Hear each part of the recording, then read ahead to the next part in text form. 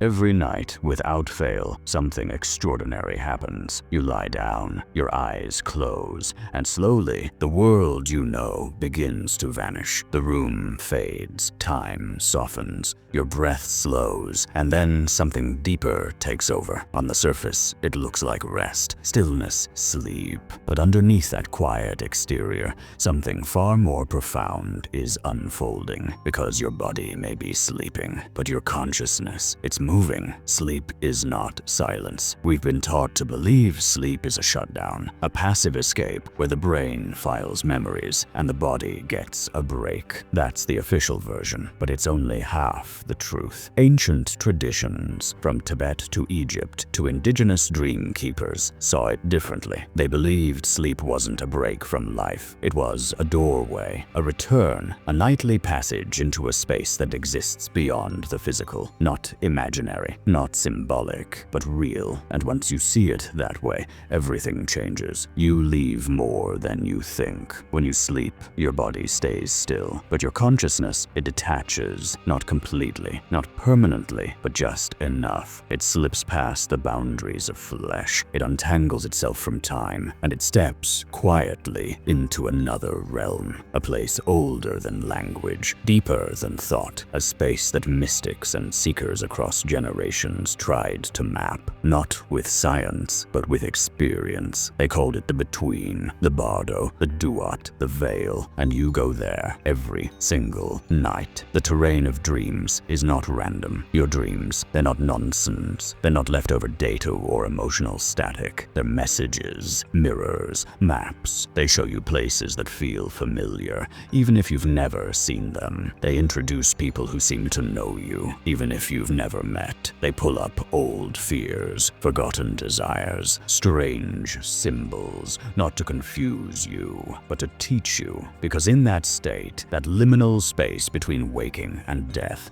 your inner world becomes the canvas, and your soul starts to speak. Ancient teachings never called it sleep to the Tibetans. Sleep wasn't downtime. It was training. Every night, they believed, your consciousness entered a trial run for what happens after death. Why? Because the terrain is the same. What you face in dreams, illusions, emotions, choices, shadows, is the same terrain you'll navigate when this life ends. And if you wait until your final breath to figure it out, you'll be lost. But if you practice now, if you learn to become aware during sleep, you're already preparing, already remembering, already reclaiming your ability to move through those realms with clarity and peace. But we've been taught to forget. Why don't we remember our dreams? Why do they vanish the moment we open our eyes? It's not just biology, it's conditioning. From the time you were a child, you were told dreams were silly, weird, meaningless, just your imagination. And so you stopped paying attention. You stopped asking questions. You stopped wondering what they meant. But your soul, it didn't stop speaking. It's just been waiting for you to start listening again. Not a body that dreams, a soul that occasionally wakes. That's the shift. You are not a body that happens to dream. You are a consciousness that occasionally wakes.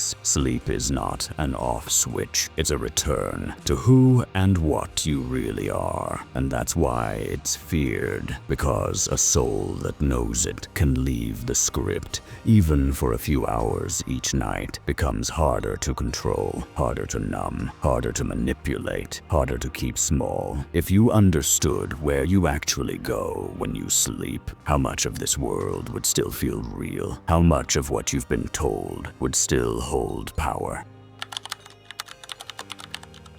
Where you really go. Every time you close your eyes and drift into sleep, you begin a journey, not metaphorically, literally. Your consciousness steps away from the physical world and into what some traditions call the intermediate state, the liminal realm between form and formlessness. The Tibetans called it the bardo. The Egyptians mapped it as the duat, a layered afterworld. Modern mystics and out-of-body explorers Others call it the non-physical plane, and whether you remember it or not, you've been there, night after night, lifetime after lifetime. Dreams are not distractions. Modern science calls dreams random. They explain them with brain chemistry and memory consolidation, neatly packaged theories designed to sound complete. But here's the problem. None of that explains why dreams feel so personal, so charged, so real. Why do you sometimes wake from a dream with tears in your eyes? Why do some dreams linger for years while waking memories fade? Because your dreams are visits. Because your subconscious isn't just recycling data. It's remembering. It's moving through realms your conscious mind has forgotten how to access. But your soul hasn't. The soul remembers what the mind was taught to dismiss. Ancient texts didn't write off dreams as nonsense. They treated them like sacred messages, direct communications from the soul or even from beyond. The Egyptians fasted and meditated in dream chambers, hoping to receive visions. The Greeks used sleep as a gateway to healing. The Tibetans taught dream yoga, not for relaxation, but as preparation for death, because they understood the worlds you visit in sleep are the same ones you'll return to when this body lets go. To them, dreaming wasn't optional. It was survival training for the soul. The consciousness doesn't stay still. You've probably felt it before, even if you couldn't explain it. A dream that felt more real than waking life. A place that seemed familiar, even though you've never seen it. A conversation that shook something in you, not like fantasy, but like truth. That's not your brain playing games. That's movement. That's you as consciousness, slipping out of the simulation and into something older, something deeper, something real. So why don't we remember? We've been conditioned not to. From the moment you could describe your dreams, someone probably told you it's just your imagination. Don't worry about it. It doesn't mean anything. And over time, you started to believe it. You stopped writing them down. You stopped asking where you'd been. You stopped listening. But your dreams never stopped speaking. They just had to get louder. That recurring dream. That strange figure who keeps showing up. That landscape that haunts you. It's not a glitch. It's a signal. What the ancients knew, modern minds forgot. In the Tibetan Book of the Dead, sleep is described as a rehearsal for death. Every night, you practice the journey from form to formlessness, from self to source. They believed there are 6 bardos, 6 states of in-between, and one of them is the dream bardo, a realm where identity loosens, time bends, and reality becomes fluid. Sound familiar? It should. You visit that space every night, and the more you begin to pay attention, the more you recognize the patterns, the places, the symbols, the more you start to remember what's really happening. You've walked these realms before. Ever had a dream where you knew exactly where you were, even though it doesn't exist in waking life? Or one where you met someone you knew but couldn't place? That's not fantasy. That's memory, because the soul doesn't lose its knowledge. It just gets buried under the noise of the physical world. But in sleep, when the noise fades, that knowing begins to rise. You begin to see what's behind the curtain. You begin to question everything you thought was just a dream. And slowly, you stop being a passive observer and become a traveler.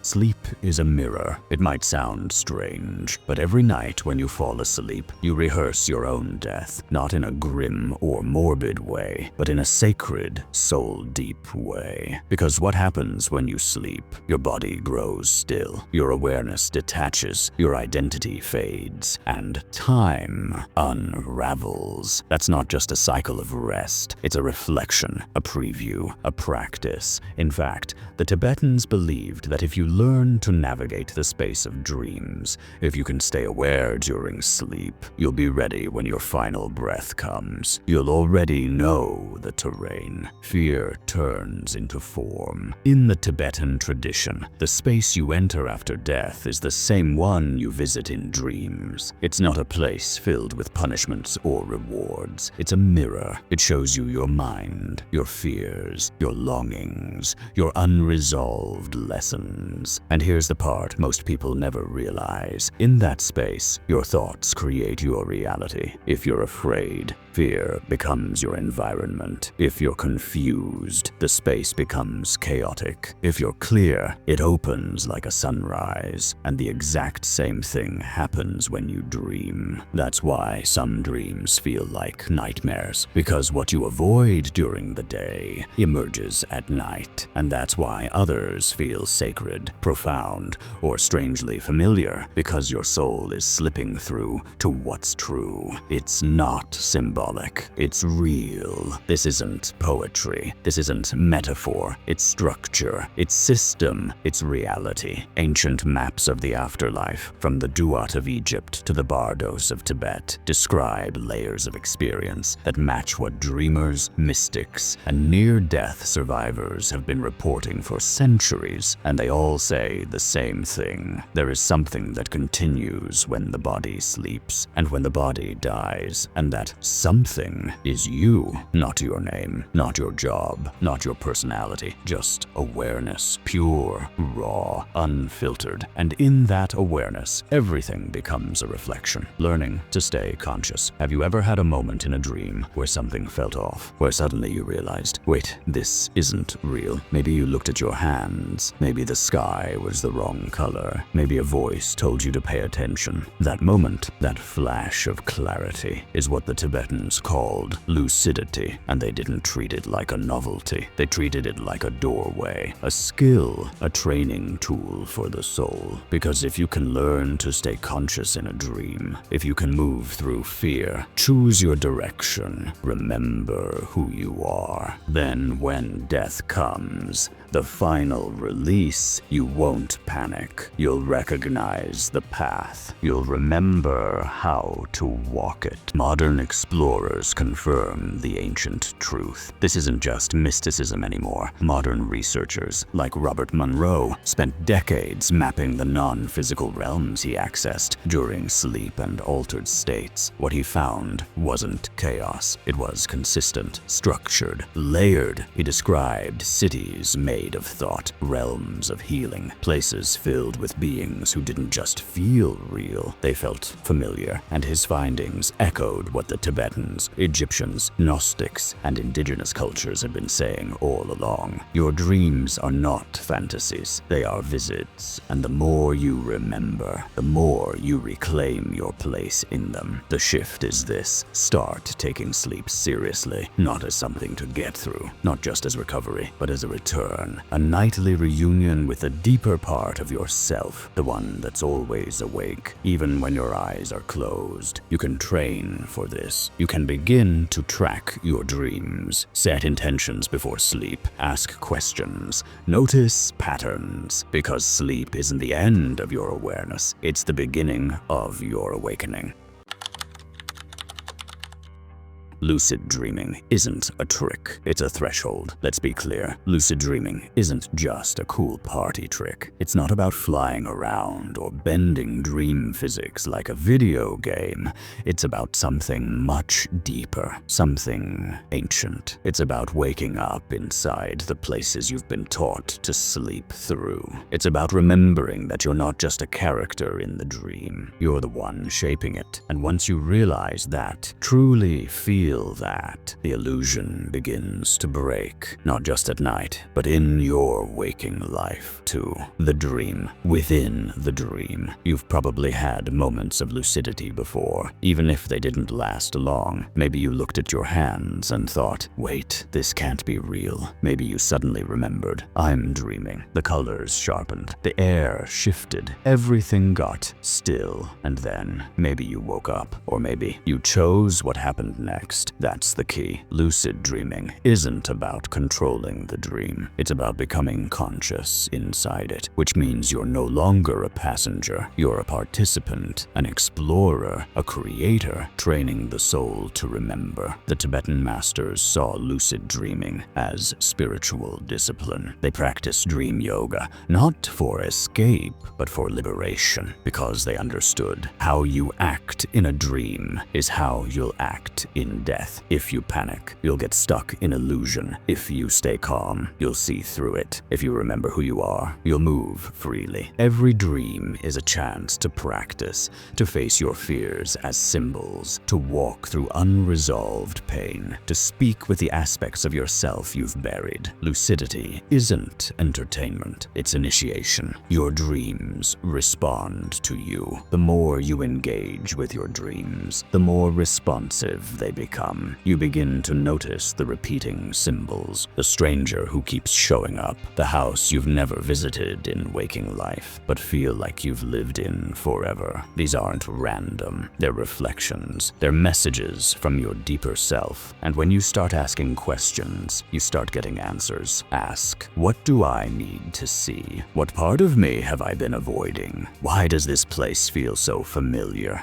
And watch how the dream world shifts. Because once you bring awareness into the realm of sleep, everything changes. How to begin. The first steps to lucidity. You don't need talent. You don't need special gifts. You just need intention and consistency. Start here. Before sleep, repeat a simple phrase. Tonight, I will remember my dream. I will become aware. Keep a journal by your bed. The moment you wake, write everything down, even fragments. Practice reality checks during the day. Ask yourself, am I dreaming? Look at your hands. Glance at a clock twice. Meditate before bed. A calm, focused mind slips more easily into conscious dreaming. You're not hacking your brain. You're retraining your consciousness to stay awake while your body rests. You're teaching yourself to stop sleepwalking through the most sacred part of your existence. Lucidity isn't just for nighttime. Here's where it gets bigger. The more lucid you become at night, the more awake you become during the day. You start seeing through patterns. You question what you've accepted as reality. You notice how much of your life has been running on autopilot. Fears, roles, habits, expectations, and you begin to shift slowly, gently, but unmistakably. Lucid dreaming teaches you to choose, to observe, to re-enter your own life with eyes wide open. It's not about control, it's about freedom, and that freedom, it doesn't stop when you wake up. What if you're still dreaming? We've spent all this time exploring how to wake up inside your dreams. But here's the question no one asks. What if waking life is a dream too? Not in the fantasy sense, not some made-up illusion, but a deeply patterned experience shaped by belief, emotion, and perception. Just like in your sleep dreams, you move through roles, you respond to fears, you obey rules that feel real, until they don't. Think about it. You've been told what's real and what's impossible, what's valuable and what's not, who you are and what you're supposed to want. But did you choose that dream, or were you born into it? Reality has rules, but they can be bent just like a dream. Waking life has structure, gravity, time, consequences, but also, like a dream, it has flexibility, hidden seams, cracks in the pattern, strange moments of synchronicity that hint at something deeper. Ever had a day where things felt just a little off, where time moved strangely, where your thoughts seemed to shape your experience more than usual? That wasn't random. That was you brushing up against the edges of the script. That was the dream showing its layers. And the more lucid you become, the more awake you are within this life, the more you start to notice them. awaken. Autopilot is the real sleep. Most people live as if sleep ends when you open your eyes, but really, most people stay asleep all day. They move through routines, react to emotions, repeat thoughts that aren't theirs, chase goals they never questioned. It's a trance, a culturally approved hallucination, and waking up from it, really waking up, is more radical than any dream. Because once you do, you start to live with choice. You stop reacting, you start responding, you stop following, you start creating. You realize, if I can become aware in my sleep, I can become aware in my life. Life is the longer dream. The mystics, the seers, the dreamers, they've said it for centuries. Waking life is a dream you agreed to take part in. It's immersive, convincing, beautiful, but it is not all there is. You came here to experience, to remember, to test what it means to be spirit in skin, soul in structure. You chose this world the way a dreamer chooses a landscape, not to get lost in it forever, but to learn through it, to move through contrast, to forget and then remember again. And now you're remembering. You are not who you were taught to be. You are not a role. You are not a product. You are not a personality crafted by algorithms and childhood expectations. You are a dreamer in the deepest, most powerful sense of that word. Not someone who imagines, but someone who creates a reality from the inside out. Lucid dreaming doesn't just shift your nights, it reclaims your days. It invites you to ask, am I acting out of habit or presence? Am I believing something because it's true or because it's familiar? What would I do if I knew I was dreaming? Because guess what? You are. The real lucidity is this: waking up in your dreams is amazing, but waking up in your life, that's revolutionary. It's the moment you realize you don't have to keep reliving your trauma. You don't have to play the role you were assigned. You don't have to shrink just because you're afraid. You can rewrite the script. You can choose your energy. You can change your direction. You can meet yourself, not as the one who's always reacting, but as the one who remembers who they are, remembers why they came, remembers that they're dreaming, and can shift the shape of everything from the inside out.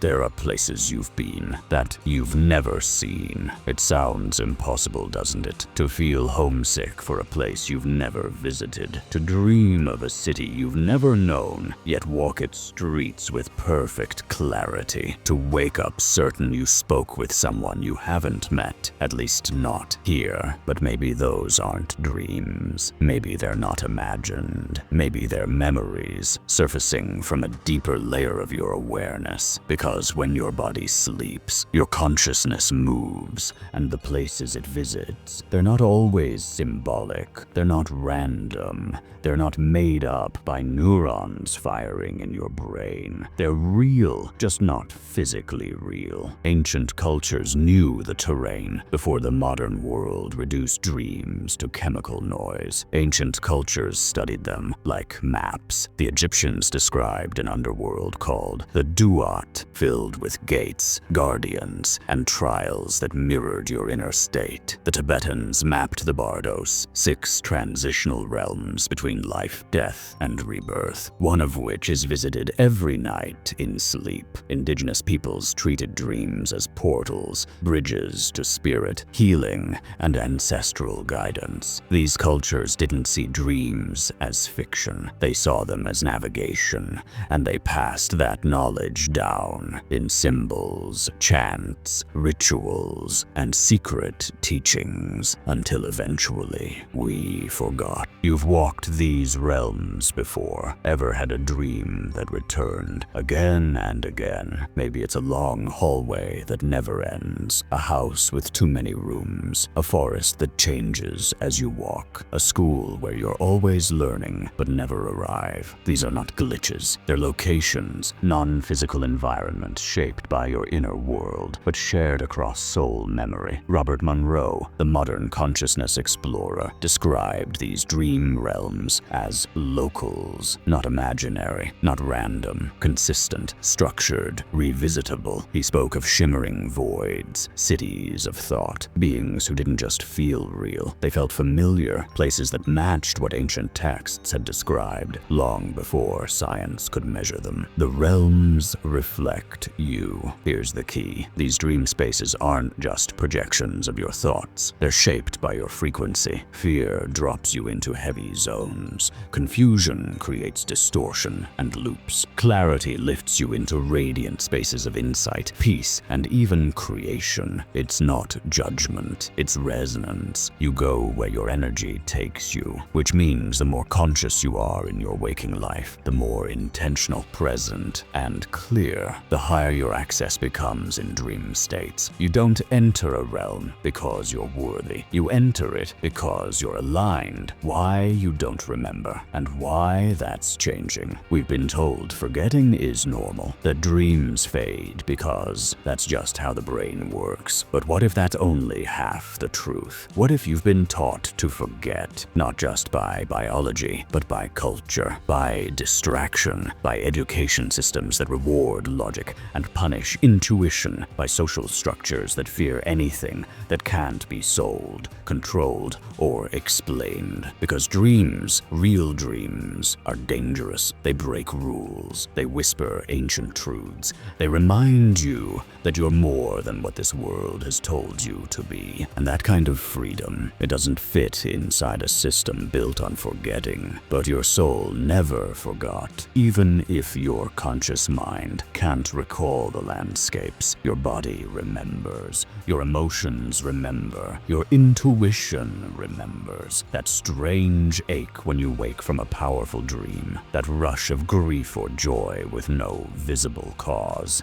It's the part of you that traveled, returned, and didn't want to forget. Because deep down, you know, this isn't the only world you belong to. There's more. There always has been. And every night, when your head hits the pillow, you're being called back to it. Dreams don't speak in words. Your dreams aren't trying to talk to you. They're not using grammar. They don't follow sentence structure. They don't deliver neat, bullet-pointed answers. Instead, they speak in symbols, in emotion, in energy. It's not always what you see. It's how it feels. A door isn't just a door. It might be a decision. A storm isn't just weather. It might be transformation. A stranger isn't a stranger. It might be a part of you that you've exiled, waiting to return. This is how dreams communicate, not in logic, but in layers. You already know the language, you've just forgotten. Have you ever woken up from a dream and felt the truth of it, even though you couldn't explain it? That's not confusion. That's your soul remembering, because this language, you were fluent in it as a child, before the world told you what was real and what wasn't, before school taught you to dismiss your intuition,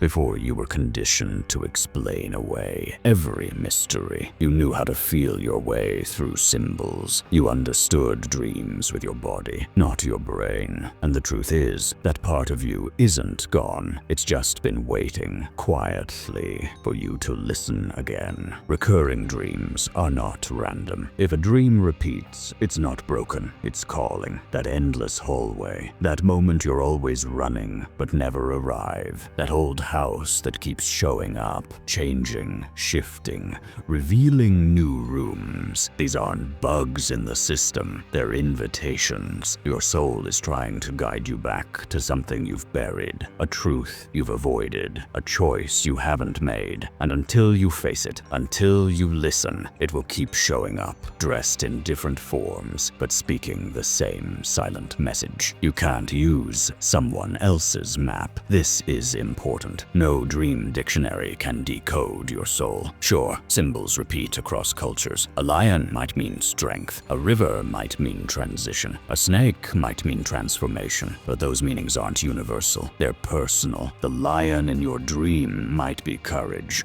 or danger, or your father's voice, or your own inner power trying to break through. Dreams use your memories, your emotional history, your soul code, and that's why interpretation has to come from you. You can't outsource your inner world. You have to step inside it. Start listening differently. Don't analyze your dream like a problem to solve. Sit with it like a story that's unfolding. Ask questions gently, curiously, without needing immediate answers. How did I feel in that space? What does this symbol remind me of? Where else in my life do I feel this way? What part of me is speaking through this image? And let the answers arrive not as words, but as knowing. Because dream work isn't about understanding everything. It's about building a relationship with the part of you that already knows. The more you listen, the more they speak. There's a reason your dreams may feel foggy, scrambled, or hard to hold on to. It's not because they're broken, it's because they've been ignored. But the moment you start paying attention,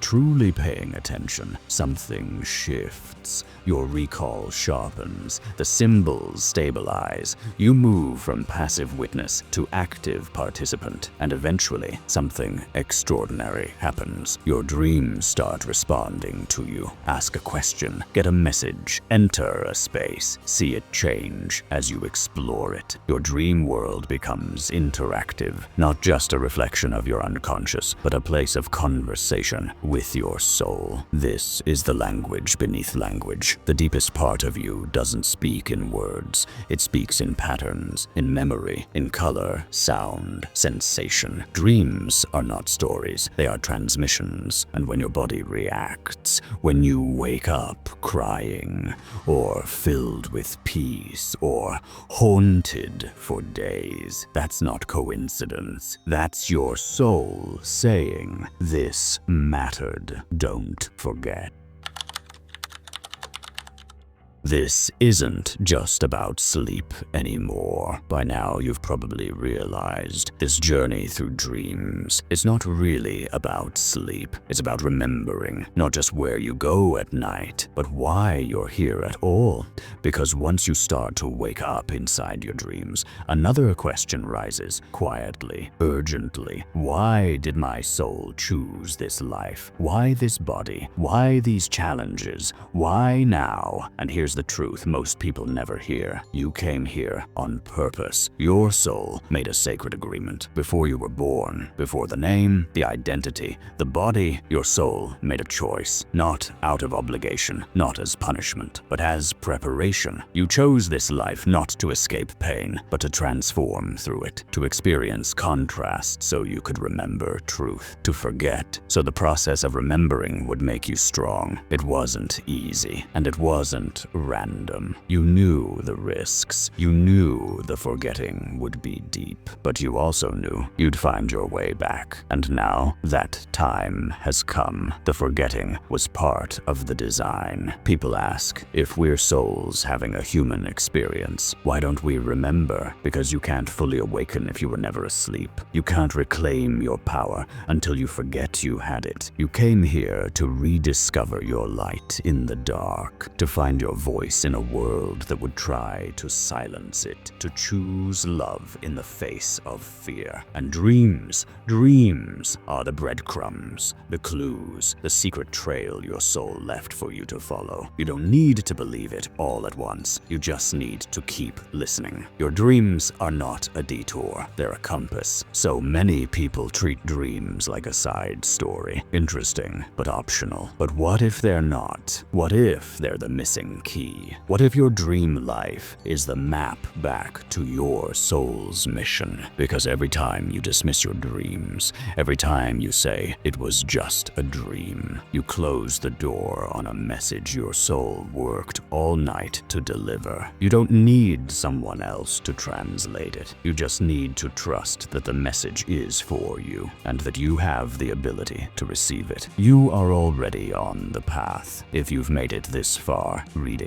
remembering, feeling something stir deep in your chest, that's not by accident. Your soul is waking up. You don't need a guru. You don't need permission. You don't need to wait for some perfect alignment. You just need to notice when your dreams leave a residue that lingers, when a symbol shows up again and again, when you wake with a message you didn't ask for but can't forget. That's your soul reaching for you across dimensions, through sleep, beyond the veil. And the moment you reach back, the journey changes. Your purpose isn't a job, it's a frequency. The world will try to reduce your purpose to a title, a brand, a box, a label, but your true purpose, it's not something you do, it's something you remember and then embody. It's the energy you came to carry, the healing you came to offer, the shadow you came to transmute, not just for yourself, but for the lineage, the culture, the timeline you chose to be born into. And yes, you chose all of it, because your soul doesn't play small games. It came here for something real, and now that you're remembering that, everything is beginning to align.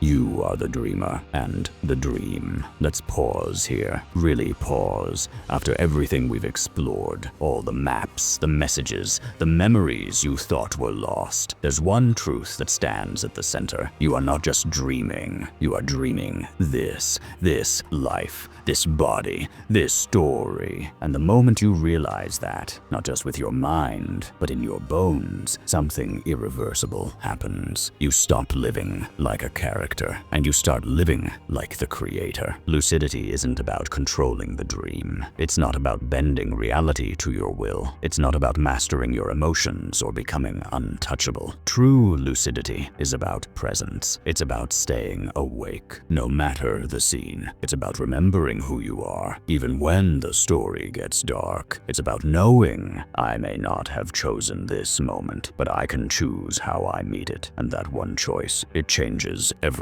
Dreaming and living are no longer separate. You've been conditioned to separate your life, day versus night, awake versus asleep, real versus imaginary. But that separation, it was never real. You are a soul who moves through multiple realities. Dreaming is one of them. This life is another. And now you're learning to move between them with awareness. That is power. That is freedom. That is the mark of a soul who came not just to survive, but to wake up. Signs you're already dreaming. Awake. You pause more often, not out of fear, but out of wonder. You question what you used to accept without thinking. You feel less drawn to noise and more pulled towards silence. You're not as easily shaken because you know this is a scene, not the whole story. And slowly, gently, profoundly, you start to live like someone who remembers, not just the dreams, but the truth beneath them. What happens now? The journey doesn't end here, because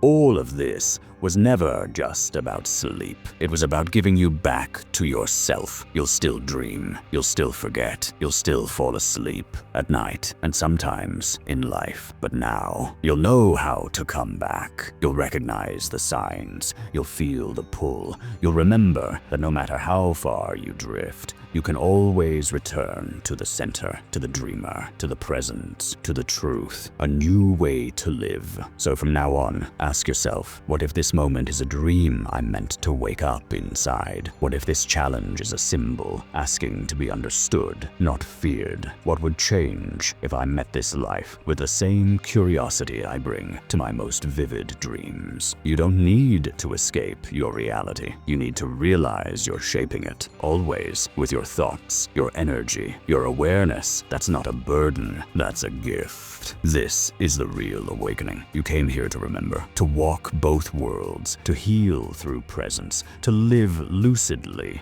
And now that you know this, you don't go back. You move forward, not blindly, but aware, not chasing answers, but listening, not asleep, but awake. In every sense of the word. Final words. You are the dreamer. You are the traveler. You are the one who can move between the seen and unseen, not as a visitor, but as a creator. So honor your dreams, trust your symbols, and most of all, trust yourself. Because this world, it's not happening to you, it's unfolding through you. And now that you remember that, the real journey begins.